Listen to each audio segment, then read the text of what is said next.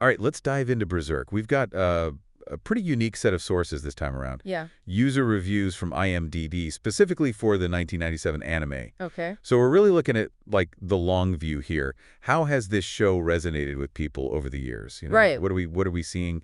Any big patterns, surprises? What jumps out to you from these reviews? Well, I think what's striking is that even with the animation, it's not exactly modern, I guess you could say. Right. But people still keep coming back to Berserk for the story. And it seems to be like the characters and the mature themes really that hook people. It really digs into some heavy stuff. Yeah, I mean, a lot of these reviews are, like, seriously intense. Oh, yeah. Like, some people are comparing it to Game of Thrones. Wow. Even saying, like, Berserk did it first, and maybe even better. Oh, interesting. And that's a pretty bold claim. Yeah, for sure. Considering how massive Game of Thrones was. Yeah. But it makes you think, right? Like, Berserk came out way before Game of Thrones. Yeah. Like, over a decade before. That's pretty mind-blowing. It is. It really is. So maybe, it kind of set the stage for this whole, like, dark fantasy thing that we see so much of now. Yeah, it's like a trendsetter almost. Totally. Okay, so one character that everyone's talking about is Guts. Of course. I mean, it seems like he's, like, the character. Yeah.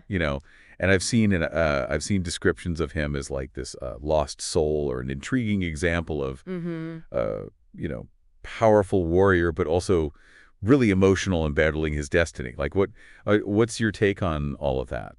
Well, I think it's that contrast, right? Like his strength in a warrior, Yeah. but also that inner vulnerability, I think that's what makes him so fascinating to people. Oh, well. Like this incredible swordsman, Yeah. but he's also carrying so much pain and this sense of being lost. Right. And it's that makes him feel real, someone you can root for even when he's not making the best choices. Right. But I do wonder about those reviewers who find him too lost or maybe a little one-dimensional. Oh, interesting. Yeah, it seems like even a character like Guts, who is so well developed, might not click with everyone. That's so interesting, right? Because you'd think Yeah. a character like that would be universally loved, but Right. I guess it just shows that Yeah. personal taste is a big factor. Totally. It really makes you wonder what it is about those specific reviewers. Yeah, like why don't they connect with that? Yeah. Exactly. And Guts' journey is so tied to what a lot of reviewers call the Golden Age arc, Okay. which seems to be like crucial to understanding him. Right. This arc delves into his backstory Okay. and reveals the events that kind of shaped him into the character we see at the start of the series. Yeah. Yeah. It gets pretty heavy emotionally, Mhm. and it seems to leave a lasting impression on viewers, It makes sense, though, right? Yeah, Because if you're invested in Guts, like, seeing those formative experiences right. really adds to his, Depth. yeah, and his present struggles Exactly. become even more impactful because you know where he's coming from. Totally. But you mentioned that some reviewers Yeah. found this arc, like, really well crafted. Like, what specifically stood out to them? Well, a couple of reviewers pointed out the clever use of flashbacks Oh, interesting. and foreshadowing in the Golden Age arc. Oh, okay. So they felt like it added layers of meaning and suspense, like the creators were setting the stage for later events, Wow. even if you don't realize it on the first watch. Yeah, that's awesome. It reminds me of how, like, sometimes those little subtle details in storytelling Yeah, can totally change how you experience the whole thing. absolutely. Okay, so let's talk about something that seems to be a bit divisive. Okay, The animation. right. But from what I've seen in these reviews, some people are like, it's fine, it fits the aesthetic. Yeah. But others see it as a major drawback. Yeah, it's interesting, isn't it? It is. Why do you think that is? I think part of it might just be the evolution of animation over time. What was cutting edge in 1997 Yeah, just doesn't look the same now. right. And some reviewers even argue that the somewhat rougher style actually adds to the whole gritty feel of the world, Yeah, But I can also see how if you're used to smoother, more modern animation, it could be jarring. yeah. It's like comparing a classic black and white film Right. to, like, a CGI blockbuster. Exactly. Both can be great, Oh, totally. but the experience is just different. Completely different, yeah. But what's really fascinating is that even the people who critique the animation Yeah. often say that the story and characters are just so powerful that they kind of override any visual issues. Right. It's like they might not love the look, Yeah, but they're still hooked on the narrative itself. It really speaks to the power of a strong story, doesn't it? Just true. Even if the visuals haven't aged well, a great story can still pull you in. It's true. Okay, so speaking of things that might pull you in a different way, Oh. let's talk about that ending. All right. From what I've seen, a lot of reviewers are, Yeah. let's just say they're not happy with how abruptly this series ends. Okay. And it's a major cliffhanger, which I'm usually a fan of. But I got to say this one left me feeling kind of empty. Interesting. Like it's like the rug was pulled out from under me just as things were getting really good. It's interesting to say that because a lot of reviewers use that same kind of language. Really? Like talking about feeling betrayed or even angry at being left hanging like that. It makes you wonder, like, did the creators even plan on a second season? Right. You know, or did they just want to leave people wanting more and, like, push them towards the manga? Yeah. Because a lot of the reviews specifically recommend reading the manga. It's true, yeah. Like, that's where you get the full story. If you really want to know what happens next. Yeah, which for someone like you, who loves deep dives. Oh, absolutely. It's almost like a challenge, like go explore even further. I love that. It's like they're handing you the keys. It's like, here you go. Yeah. Okay, so speaking of exploring further. Yeah. A lot of these reviews mention Berserk and Game of Thrones in the same breath. Mm-hmm. It's like they see this connection with the political intrigue, the complex characters, the whole world where morality is constantly being tested. It's not black and white. Exactly. And it's interesting because, as we said earlier, Berserk came out well before Game of Thrones. It did, yeah. So it makes you wonder, did Berserk kind of pave the way for this type of dark, complex storytelling that we see so much of today? That's a fascinating thought. It is, right? It's like Berserk was ahead of its time in a way. Yeah. Like pushing the boundaries of what a fantasy story could be. It's true, yeah. But why don't we pause here for now? Okay. And when we come back, we can dive even deeper into these reviews. Sounds good. And see what other insights we can uncover. I can't wait. Okay, so we're back and ready to really dig into these Berserk reviews. What else stood out to you as you were reading through all these? One thing that struck me was how many reviewers used words like powerful, intense, even disturbing to describe their experience with the show. Yeah. It seems like it's not something you just watch and forget. Right. It really stays with you, even if you're not sure you actually enjoyed it, Yeah, it's like those books or movies that you keep thinking about long after you've finished them, even if they kind of messed with your head a little. Exactly. And I think it challenges that whole idea of entertainment as being just pure pleasure, Right. Berserk seems to offer something more, something that really makes you think and feel, even if it's not always comfortable.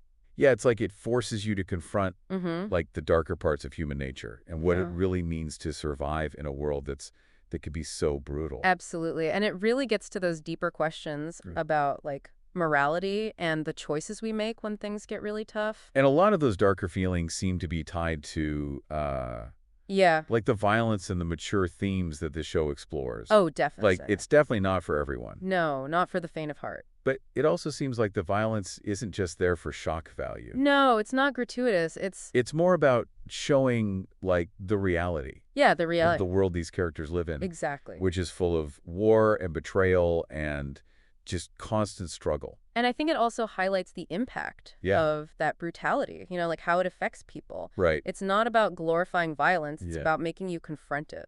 And this ties back to what we were saying before about Griffith. Oh, yes. The leader of the Band of the Hawk. Mm-hmm. He's such a complex character. He is. So ambitious, so charismatic, but also so ruthless in his pursuit of power. Yeah, he's a perfect example of what we were talking about before with those moral gray areas. Right. He's not just good or evil. He's driven by all these complex motivations, and his actions have huge consequences. And people seem to have some strong opinions about him. Oh, yeah. Some admire him, others are just horrified by what he does. And that's what makes it so interesting. Right. Yeah, there are no easy answers in this story. No clear-cut good guys or bad guys. Exactly. And forces you to think about Yeah. ambition, morality, the choices we make when we're faced with impossible situations. Yeah, it's not a passive viewing experience. No, it's not. It's like it demands that you engage with these themes. You have to. And maybe even question your own beliefs about the world. I love that. So we've talked about the dark stuff. But I did notice that some reviewers mentioned moments of humor. Oh, yeah. which I thought was interesting. Those little glimmers of light. Yeah, I think they can be really effective. in a story like this. Yeah, they give you a moment to breathe. Right. Like right. a break from all the intensity. It's like a reminder that even in the darkest times, Mm-hmm. there can still be like connection and laughter. Yeah, it's Right. beautiful. So And I think those moments actually make the dark stuff even more impactful. absolutely. By contrast. It's a delicate balance, though, right? It Like is. finding those moments of humor Mm-hmm. without, undermining the overall tone of the story. It takes skill to pull that off. Speaking of skill, I noticed some reviewers talking about Yeah. the animation style. Again, Okay. specifically like the use of still frames Right. and like limited animation. It's a classic anime technique. Sometimes it was budget constraints, Mhm. but also a stylistic choice. Right. I mean, it can be jarring, especially if you're used to more modern animation, right. but some people see it as a way to, like, emphasize certain moments. Yeah, it's like a pause in a Oh. piece of music. Exactly. It draws attention to something specific. Yeah, a certain expression or a mood shift or... And it makes you think about how, like, our perception of animation has changed. Oh, totally. What was considered cutting edge back then might seem dated now, Right. but that doesn't mean it's not, still artistic. It's still art. It's just a different style. Okay, so before we wrap up this part, Yeah. I wanted to touch on one more thing Okay. that came up in these reviews. All right. The whole idea of camaraderie Mm-hmm. and loyalty within the Band of the Hawk. Yeah.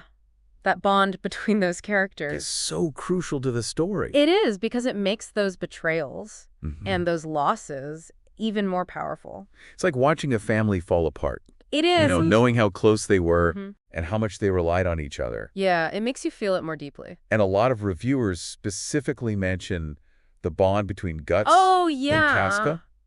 Like, the only female fighter in the group. It's such a complex relationship. It is, right. It goes from rivalry Yeah. to To respect. something more. Yeah, and it's like another example of how the writers created these characters Right? who feel so real. Even in this, crazy world. Yeah, and it makes the tragic parts of the story Oh, yeah. hit even harder. It's heartbreak then. Knowing how strong those bonds were makes the fall of the Band of the Hawk Yeah. just devastating. It's a good reminder Yeah. that even the strongest bonds can be broken. Right, and that sometimes the worst betrayals come from the people we trust the most. It's true. Which brings us to the final part of our deep dive, Okay. where we'll really unpack those themes of betrayal and loss Mm-hmm. and the whole idea of hope in the face of darkness. I'm right. Okay, so we're back for the final part of our Berserk deep dive. Right. It's been quite a journey, hasn't it? We've talked about the story, the characters, We have. the animation, all those thought-provoking themes. Yeah, a lot to unpack. But I think it's time to address the elephant in the room. The ending. Yes, the ending. We touched on it before, the whole cliffhanger thing. Mm-hmm. But I want to really get into how people reacted to it, emotionally. Yeah, I think it's interesting how many reviewers talked about feeling almost betrayed Right? or like a sense of loss after Mhm. finishing the anime. Mm-hmm. It's like they invested so much in these characters and their journey only to be left hanging at such a pivotal moment. I totally get that. I felt it too. Like, it was almost like a punch to the gut. Oh, wow. You're there with the characters, experiencing everything, and then suddenly it's just over. Yeah. No resolution. Right. It's like, I don't know, like reading a really good book, and then someone just rips out the last few pages. Oh, I like that analogy, yeah. It's that feeling of incompleteness. Yeah, like you've been denied closure. Exactly. And it seems like, for some people, that unresolved ending actually makes the whole tragedy and the fragility of hope, even more powerful. It intensifies it. Yeah. A lot of reviewers mention feeling empty or even angry. Right. Like they wanted more. Yeah. Not just in terms of the plot, but emotionally. They needed to see what happened. Yeah. It's like they needed to see how things played out for these characters that they had become so invested in. It makes sense. It makes me wonder, how do you usually deal with unresolved endings? Ooh, that's a good question. Yeah. I think it depends on the story. Right. Sometimes an open ending can be really thought-provoking, Yeah, it leaves you with questions. Exactly. Makes you think about different possibilities. But other times, when you're so connected to the characters, Yeah. it can be frustrating to not have that closure. And I think, for me, Berserk definitely falls into that category. I can see that. I wanted that closure. Right. But it's interesting, even with all that disappointment, Yeah. so many reviewers still acknowledge how, brilliant the ending is. Mm-hmm. It's almost like they're saying, like, I hate it, but I also kind of love it. Yeah, like they recognize that it serves a purpose. It's intense. Even if it's painful. It makes you feel something. It does, and I think it kind of shows the creator's confidence. Oh, yeah. Like, they were willing to take that risk. To leave the audience wanting more. Exactly. Knowing that it would stay with them. And it seems like part of that risk was to, like, nudge people towards the manga. Right, like if you want the full story, you got to go deeper. Go explore, which, for someone like you, Oh, I love that. it's almost like a gift, Yeah, you know? it's an invitation. Yeah, like, they're giving you the key to unlock this whole other level. Like a behind-the-scenes look. Exactly. So, after all of this, what can we really say about Berserk? It seems like a show that people have Yeah, pretty strong reactions to, it definitely evokes strong emotions. both good and bad. Mm-hmm. But one thing is for sure. It sticks with you. It definitely stays with you. It gets into your skin. It really does. It's a show that, like, starts conversations. It makes you think. Makes you think. It challenges you to, like, confront these tough themes. To grapple with those moral gray areas. Yeah.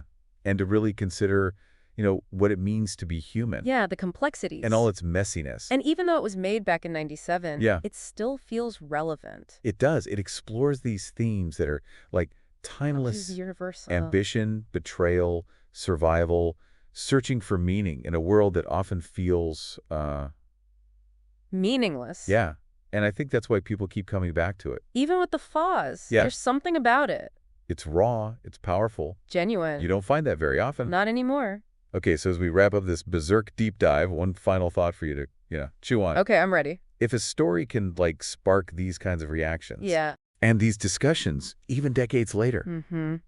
What does that say about its power? Ooh, that's a good one. Like, what makes it stand the test of time? Yeah, what makes it endure? That's something for everyone to consider. Yeah, keep those conversations going. That's it for this deep dive. Thanks for joining us. Always a pleasure.